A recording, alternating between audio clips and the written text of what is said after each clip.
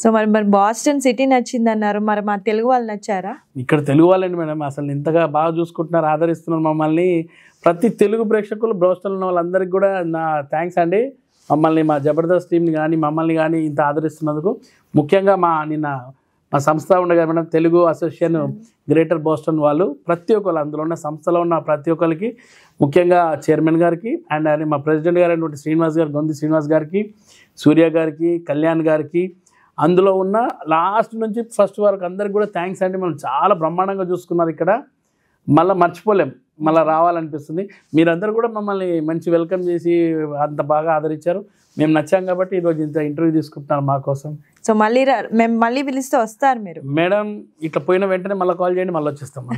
అంతేనా? అంతే అండి. Really super super super.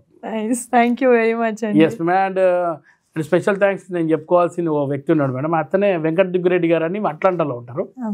ఆయన ద్వారా నాకు శ్రీనివాస్ సార్ పరిచయం అయ్యి ఇక్కడ దాకా రావడం జరిగింది. అంటే కమిటీ వాళ్ళందరూ పిలిపించిన ఇక్కడ రావడం జరిగింది. వెంకట దిగ్గురెడ్డి గారికి కూడా నేను థ్యాంక్స్ చెప్పుకోవాలి మేడం.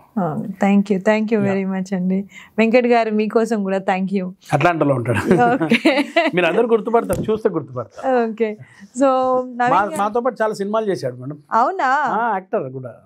ఓకే, అది నాకు తెలియదు. అక్కడ యాక్టింగ్ దగ్గరనే మాకు కలిసి ఇక్కడ దాకా రావడం జరిగింది. అచ్చా, ఓకే. బ్యాక్ ఇండియాలో ఎక్కడండి మీరు? బ్యాక్ ఇండియాలో వచ్చేసి నేను హైదరాబాద్ అండి. మీరు మొత్తం బేసే హైదరాబాద్? నేను పుట్టి పెరిగిందంతా హైదరాబాద్, ప్యారడైజ్ దగ్గర ఉంటాను. మా ఊరు అంటే ఏం లేదు, ప్యారడైజ్ దగ్గర ఉన్న బాలంరాయ్ అనే ఒక బస్తీ ఉంటుంది మేడం, అక్కడే పుట్టి పెరిగాను. ఇప్పుడు కూడా ప్రస్తుతం అక్కడే ఉన్నా. నాకు అక్కడ నుంచి పోవడం ఇష్టం అవుతలేదు, ఎందుకంటే నేను పుట్టిన ప్లేస్ కాబట్టి. చాలా మంది అంటారు, అరే షిఫ్ట్ కావచ్చు కదా, సినిమాలో వస్తున్నావు, అక్కడ పోతే బాగుంటది, ఇక్కడ ఉంటాము. పిల్లల స్టడీస్ కూడా అక్కడే ఉన్నాయి, లయాల కాలేజ్ అట్లా. చూద్దాం.